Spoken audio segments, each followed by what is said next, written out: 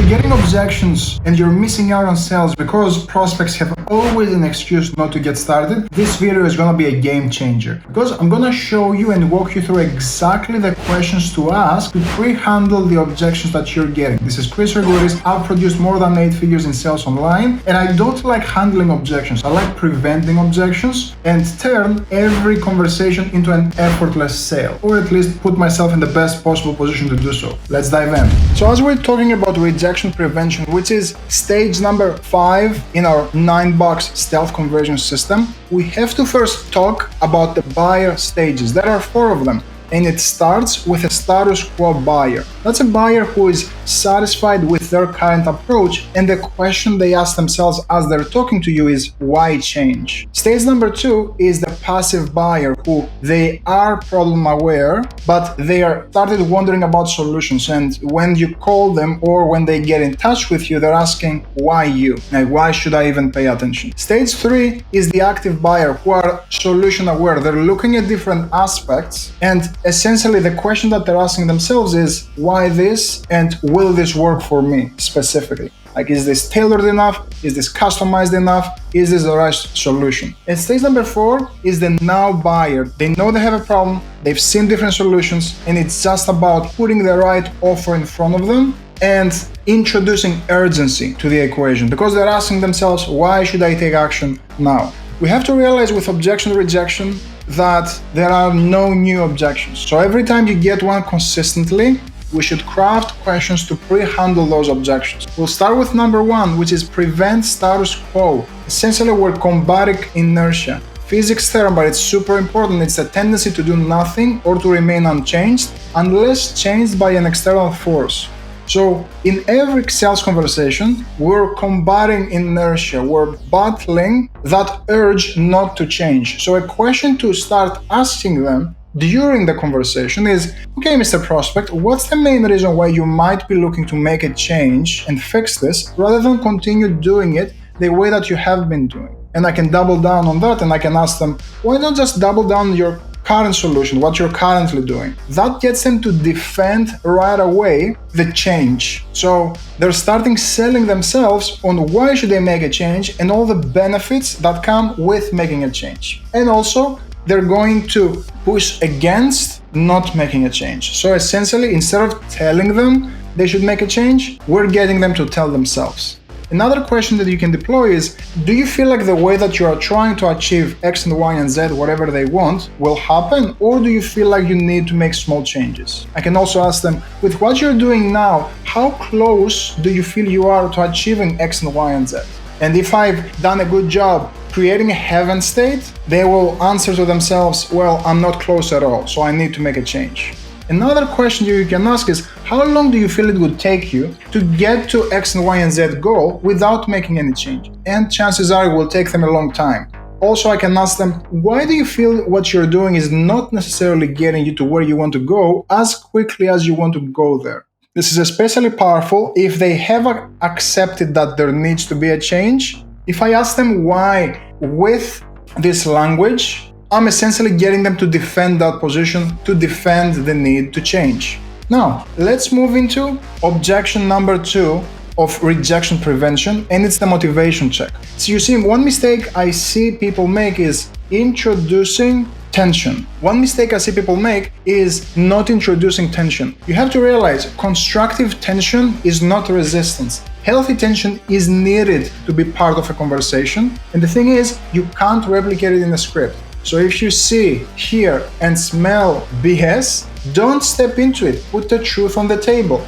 So if a person during your conversation is revealing inconsistencies and you're not pointing that out, hey, Mr. Prospect, you just told me A and now you're telling me B. Which one of the two is true? We are actually creating objections when you're not confronting them and you're telling them it's okay for you to lie to me. So if you allow them to lie to you in the beginning, what do you think is going to happen at the end? They're going to give you an objection. And that's how we start to prevent rejection and also prevent objections. Now, let's look at how it looks like from a language point of view. For example, if a prospect says things are going well, And a couple of sentences later, they tell you, oh, my weight is a little bit up and down, if you're selling a fitness offer. We have to confront that. So I can ask them, before we start discussing, have you been out there looking for ways to lose weight, or what have you been doing? If they say no, it's a red flag. I have to ask them, is there a specific reason you haven't looked at other solutions?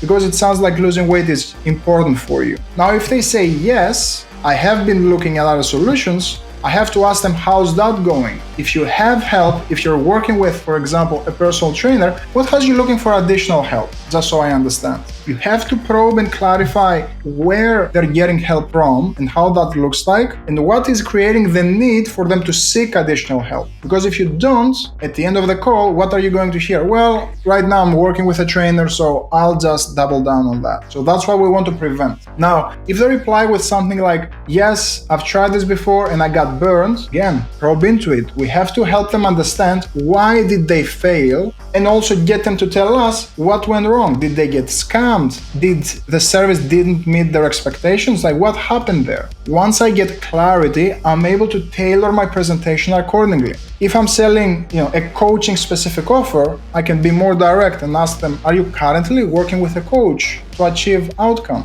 Let's move forward to the, will this work for me? Now, objection. The easiest way to get them to overcome that objection themselves is to get them to consume case studies beforehand. So just send them relevant case studies and confirm that they've gone through those case studies before the call. Now, when they get on the call, just ask them what resonated with you when it comes to that case study. Another way of doing it is seeding proof phrases along the conversation. So a proof phrase that you can use is, a lot of people come to us for that. So when the prospect says, oh yeah, I want to lose weight, I've been struggling with my thyroid for the past 5 years and I can't lose weight. I can seed there, yeah, we have a lot of people who have challenges with their thyroid come to us for that, to fix that. Or if you're selling more and more B2B offer and they tell me, yeah, we're stuck at 10,000 in revenue and we need more leads. I can say it's very common for your stage of the business. So what am I telling them? I'm telling them that essentially I've been there, I've done that, I got the t-shirt and the solution for you.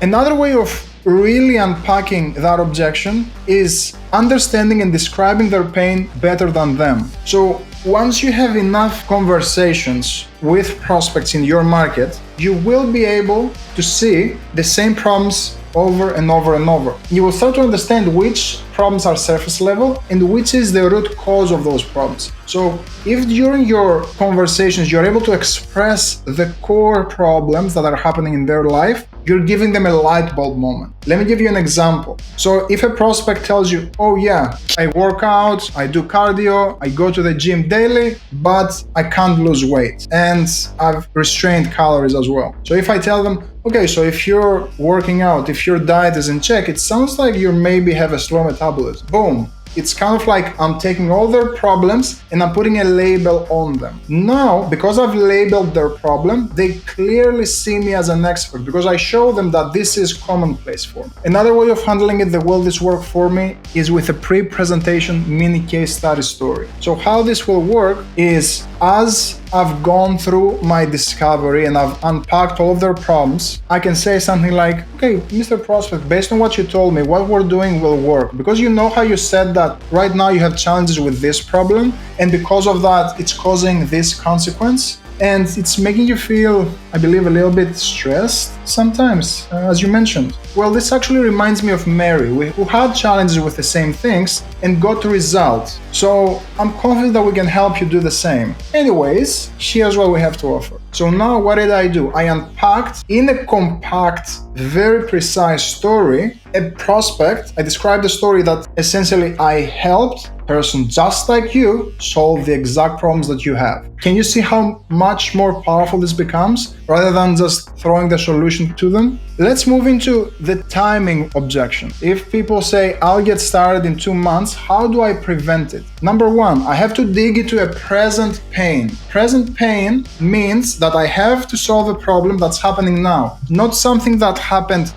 1 year ago and they're still suffering after 1 year. Because if this is a problem that keeps happening, chances are it's a problem that they live with and they're okay with it. So chances are it's not a priority in their life if they haven't taken action yet to solve it. So I have to focus on something present, on something that's burning right now. Also, hand in hand goes what I call the nightmare mode. So we have to get them to realize what's the cost of inaction, what are they missing out, and what are they going to miss out in the future if they don't fix this. And this is part of our 9-box process. We don't have time to go through it fully right now, but know that it's important to get them to visualize the ramifications of what happens if they don't make a change. And number 2 goes hand in hand. I have to stretch a clear gap between their health state, what their present pain is, and what's the painful state they're in, and their heaven state. There needs to be a clear gap, a full understanding of where they are today in a painful state and their heaven state, their ideal world. Number 3 to handle it is focusing on what they're missing out right now because of lack of change. So for example, I can ask them, okay, Mr. Prospect, it sounds like you have challenges with lead generation. So right now, what's your revenue? 10,000. Okay, so if you had a full calendar of leads, what do you think your revenue could be? Oh, at least 20,000 based on capacity. So now I just showed them, it sounds like you're missing out on 10,000 revenue every single month. So if I show them that, it's very hard for them to tell me, hey, I'll get started in 2 months, because essentially they're telling themselves, well, I'm gonna waste 20,000. Can you see how powerful that is? Now, another way of doing it is by probing with the following questions, asking them, once you find a problem in their situation, you can ask them, why is solving this important to you now though? Or another variation is, why make a change now? Like, what really makes this important for you to do something right now? Like, why not push it back? That will get them to vocalize, to tell themselves, why is this urgent specifically right now as we speak?